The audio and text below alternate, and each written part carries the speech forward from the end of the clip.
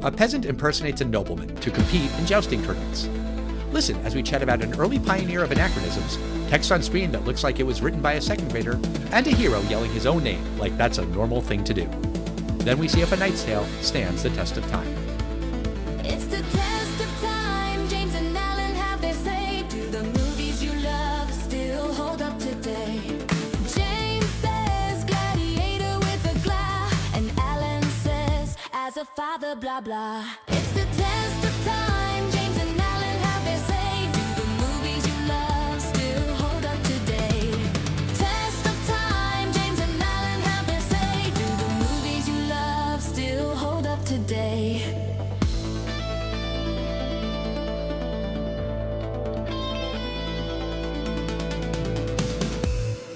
Hello, everybody, and welcome to the Test of Time. My name is Alan Noah, and joining me, as always, is my co-host, who has been weighed, you have been measured, and you have been found awesome. It's you, James Brief. Oh, thank you. I was going to think that our listeners have been found wanting another episode of the Test of Time, where we are going to review A Knight's Tale from 2001. Right. Probably most famously known for starring the late Heath Ledger in the lead role. Yeah.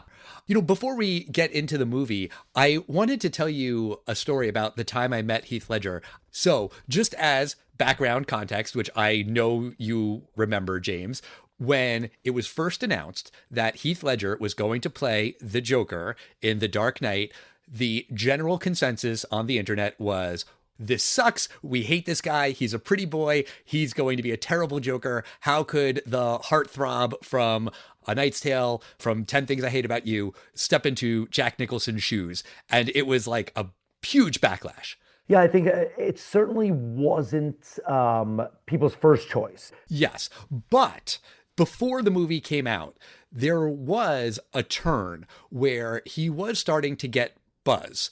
I think it was even before the first trailer came out. Maybe some people who had seen the movie or had seen cuts or whatever were saying, this guy's going to be good. Don't count him out. So before the movie came out, there had been some positive hype building about his performance in that movie. I remember that. So that's just the background for this story. So it was back in late 2007, I was working at VH1 and I was producing a junket for the movie I'm Not There, the Bob Dylan kind of sort of biopic that I was actually thinking maybe we could have done when the Chalamet movie came out a few years ago or a year and a half ago. And I didn't suggest it for the podcast, and you're welcome, because you would have fucking hated that movie. Like, the only way you could like that movie is if you're a Dylan obsessive, and I'm kind of obsessive, and I hated that fucking movie. Whatever. Anyway, I did a junket. Do you know what a press junket is? I mean, I assume it's the press tour. You've seen it. It's when you have an actor in kind of a weirdly lit room and they're usually right in front of or right next to the movie's poster. Oh, that thing. Yes. Yeah. Okay. What's the thing called when they're in front of 12 microphones with different, like ABC, CNN? That's a press conference? Yeah, that's a press conference. Okay. And actors talk about how much they hate press junkets because they are stuck in a dark room. They literally close up the windows and only have the artificial light on them. And they sit there for 8 hours while dumbasses like me walk in and say, so what were you excited about for this role? And, you know, blah, blah, blah. Oh, so they do the same thing, Access Hollywood and then NBC, St. Louis. Yes. I don't know how common it is now. What is more common now is podcasts. Like, I listen to Smartless and Good Hang with Amy Poehler, and actors will talk about how this is a million times better than just sitting in that dark hotel room for 8 hours being asked the same fucking questions 10 million times. So there are unwritten rules and there's etiquette for these kinds of things. And sometimes people don't follow these rules, but goody two-shoes that I am, I only asked about I'm Not There. I didn't bring up any other personal questions or other projects like you're not really supposed to do. Some people do it. But the whole time I was interviewing Heath Ledger, he was looking down. He wasn't looking at me. He wasn't looking at the camera. He was fidgeting with a clothespin. It was a little weird. He just seemed like super low energy. And I asked him my 3 questions or whatever. I got up to leave, not on camera. While I'm walking out the door, I turned to him and said, hey, I'm really looking forward to The Dark Knight. just saying like a nice positive thing. And he gave me a look like I had just insulted his mother or something. Like I had said the nastiest, meanest thing. Like I felt awful. I was like, oh shit. Did I commit some faux pas? Like if I had asked him about it on camera, that would have been shitty, like if he was only there to talk about I'm not there, don't ask about The Dark Knight. But I really was just saying it like as a passing compliment. And he gave me just such a weird look. And I walked out of the room feeling really terrible. I think he got very into that role. I don't know if the word method is the right word to use. You're praising that particular film and that particular role. I just wonder if that just triggered something in him. Maybe. And that had to have been November or December of 2007. And he died in January 2008. I don't want to say like he was high or he was addicted to something, because it could have just been that he was exhausted from being in that hotel room all fucking day. He did seem off. And then, hearing about his death, it hit me in a way that celebrity deaths usually don't hit me, because it was like, fuck, I just interviewed that guy. But I thought it was worth mentioning. I don't think we've done any Heath Ledger movies on the podcast before this. So it seemed like a good time to tell that story. Sad story. But why don't you tell our listeners what this movie, A Knight's Tale, is all about, James? Sure. This movie follows William Thatcher. He's a peasant squire who pretends to be nobility after his master dies so that he can enter a jousting tournament. William wins, and he convinces his friends Roland and Watt that they can escape their lives of poverty by winning more tournaments. The trio meet the writer Geoffrey Chaucer, who creates false documents showing that William is Sir Ulrich von Liechtenstein. This allows William to joust, as the sport is reserved for noblemen. William rises through the ranks, gaining fame, falling in love with Lady Jocelyn, and clashing with the arrogant Count Adhemar. When William's true identity is exposed, he is arrested and banned from competing in the championship tournament. When Prince Edward, who William had shown courtesy to in an earlier match, knights him for his courage. He allows William to compete honorably and ultimately defeats Adhemar, proving that skill and character matter more than birth. All right. So when this movie came out 25 years ago, how did it do at the box office? Yeah, the movie did fine at the box office. It was a $65 million budget. It made $60 million, opened at number 2 on May 11th, 2001, with $16 million, second to The Mummy Returns. It wound up with $117 million worldwide, so a little under 2 times its budget. I didn't see this in the theater, but I probably rented it and watched it with friends.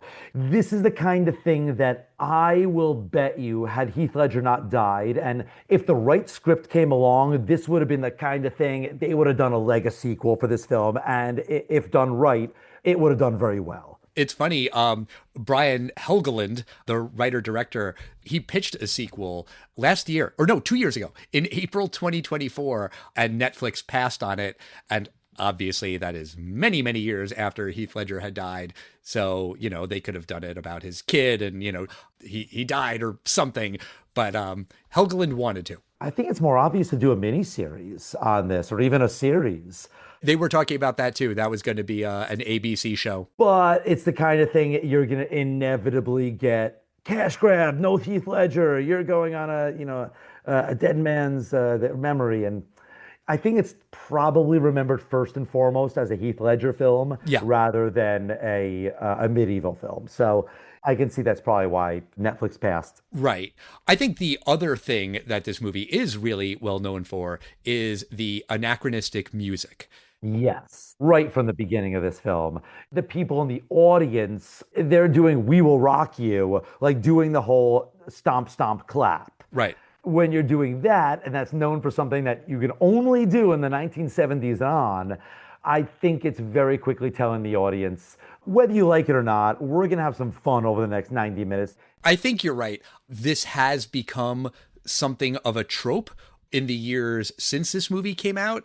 The Great Gatsby in 2013 did it. Peaky Blinders, the TV show, did it. Bridgerton. A lot of movies and TV shows have also done this. Interestingly, Moulin Rouge, which is a movie that I think of that also does the same kind of thing, that came out literally the following week after A Knight's Tale. So it's funny that it wasn't really a common thing. And then 2 movies came out in rapid succession that did the same thing. I do feel like in Moulin Rouge, it's a little bit more part of the fabric of that movie. Whereas in the opening scene of A Knight's Tale, it goes on for a really long time. And you see all of these people doing stomp, stomp, clap, like you said. It kind of made me feel like Hegland, the writer director, really thought that this idea of using anachronistic music was really, really clever. Hey, look at me and this really clever thing I'm doing. You know, it was an early pioneer, quote unquote, of the trope, but I don't know. I just don't feel like it's that fucking clever. I was surprised, since I haven't seen this film in over 20 years, that it doesn't really do much with that anachronistic play. Agree. There's other music, but I was just surprised that there isn't more of that. As in, like, sometimes they do the whole, we're going to mix this magic black powder to make gunpowder a little earlier than maybe Europe had it, like Robin Hood, Prince of Thieves. And we kind of just go, all right, whatever. I'm just surprised that most of the film, except for the opening scene, is, I'm not going to say it's period accurate, because I'm sure there's stuff they're using the wrong wagons or, the wrong weapons, whatnot. But otherwise, it does seem to take place in medieval England. Yeah. Besides the music, which, by the way, isn't contemporary music, it's all 70s music, which I love 70s music, but if they wanted to, they could have done 70s, 80s, 90s, 2000, 2001 songs too. But other than that, I think the main anachronistic thing is when Kate, the one who does the armor stuff, she does the Nike swoosh on it. And it's like, oh, that's my symbol. Ha ha ha. Like, okay, it's not particularly funny. But I also do think that We Will Rock You, it doesn't make any fucking sense for jousting. Jousting is not a team sport. Who the fuck is the we? Good point. It's a team song. Let's talk a little bit about William, the character. He is, for most of the movie, I'd say, I don't know, maybe 2/3, give or take, he kind of sucks. He's a dick to his friends. They don't want to keep jousting after that first time when he wins. And he's like, no, we have to lie and we have to keep doing it. And he promises them more money and he does ultimately get it. But he's doing the opposite of what his two best friends want. He is really good at the sword event and he's not great at jousting. And they're like, hey, if you want to make a lot of money, do the sword event. That's your best event. And he's like, no, I only want to do jousting. He's very whiny. I mean, he's a little bit of a diva. Yeah. He's in love with Jocelyn. He's very taken with her. After they go to the first ball and they have the dance to Golden Years by Bowie, another anachronistic song. After that, she invites him to another ball and he's really pissy and obnoxious and mean to her because he found out that Adamar's going off to war. Yeah, that's a thing people do, misdirected anger. They lash out at the wrong person, but he's just a dick for so much of the movie until we get his backstory about his dad giving him to the knight and, returning home after all these years. Then I started to feel something for him, but that's really, really late in the movie. And I kind of just didn't like him for most of it. I agree with you that I didn't love the backstory a little later in. Yeah. I actually did kind of appreciate him being a dick in the beginning because I really liked how this movie portrayed classes. I didn't know that jousting was a noble thing. Apparently, it really was. There were exceptions, and there were some tournaments that like peasants could enter in. But for the most part, you really did have to be from some kind of noble background. And I respect that this movie is the only reason I ever knew that for years. It's not voiceover, but you do find that out with text on screen in the very, very beginning, which is unnecessary because they talk about it very early on. But can I just read the text on screen? It's atrocious grammar. In medieval times, a sport arose. No comma. Embraced by noble and peasant fans alike, though only noble knights could compete. No comma. The sport was jousting. Who fucking wrote this? A second grader? Come on. You're absolutely right. I think Mark Addy's character just says several times, you have to be a nobleman. Right. You're right. You don't have to do it at all. That being said, I like the noble versus peasant aspect of this because it's something that could be done poorly, and I think it just is done well in this film. I think Rufus Sewell, apologies if I'm not saying his name right, I think he Not only is cast really well, just the way they make up his hair and everything, he just kind of looks like a douche Sure. who looks down on peasants. And I do wish, in a Spaceballs kind of way, where Lone Star always hinted there was this secret little thing about this necklace. And I think you nailed it, Al. I think it's a little too late. There should have been hints about there's something he doesn't want to talk about in his past, and then we get the reveal. Because you're right. Why is he just a dick the whole time? You're referring to the reveal at the end of the movie when Prince Edward says that, oh, I did some research and you really are a nobleman. No, I assume that was all. I assumed he was lying completely. I'm talking about Heath Ledger's backstory about his father. Oh, okay. I just think that he's a bad boy, but there's something dark about him that why he's a dick. And it's not just because of the class stuff. I'm just saying there was something about it that didn't sit with me and that you kind of nailed it. It's a little bit too late. Yeah. Not that they necessarily had to show that all in the beginning, because that actually would make him too much of a, okay, we like him too much in the beginning, but as if maybe there's a hint about it. But no, I did think that the Black Prince, or the king at the end, I thought he was making that up. 100%, because he says, as prince, no one is allowed to contest my words. Exactly. So yeah, that definitely did seem made up, which is different from Spaceballs. But talking about Adamar, I 100% agree with you that he just oozes slime. And I understand why Adamar hates William, because Adamar likes Jocelyn and Jocelyn likes William. So Adamar's jealous and he's angry and he's pissed at William, or Sir Ulrich as he knows him. Fine, sure, that makes sense. But I don't really understand why William hates Adamar so much.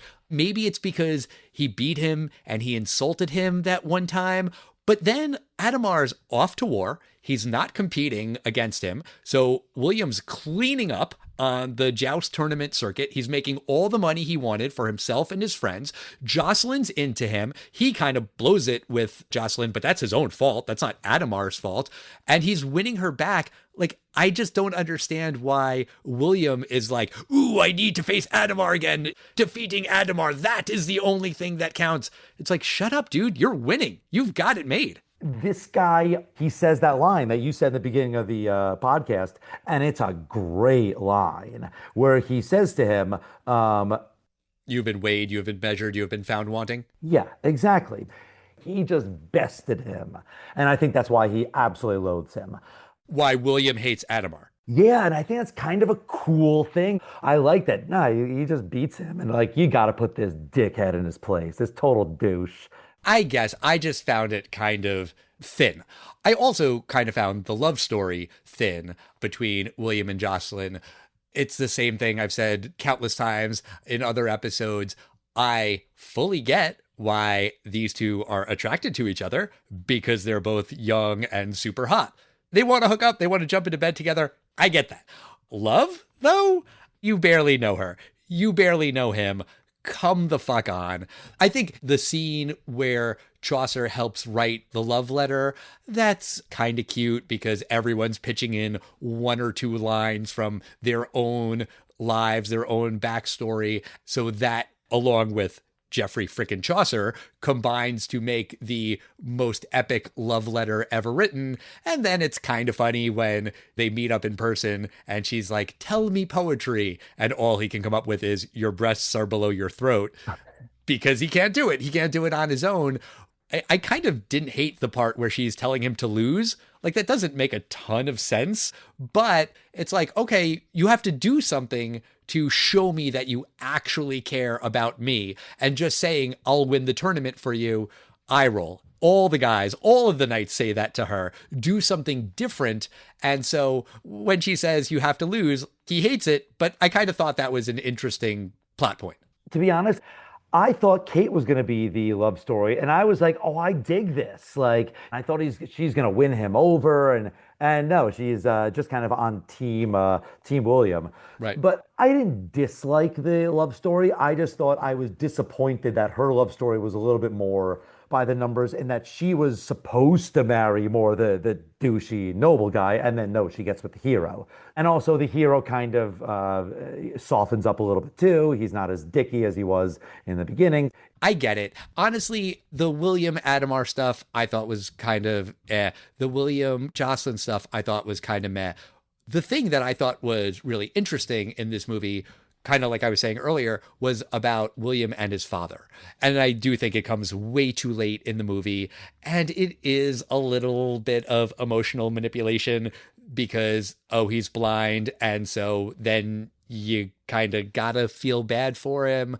But I do think, unfortunately, tragically, in a meta way, knowing that Heath Ledger died, and a different professional thing that happened with me. I produced a show called The Tragic Side of Fame, and I did a segment on Heath Ledger, and I actually had to call his dad and ask him if we could interview him.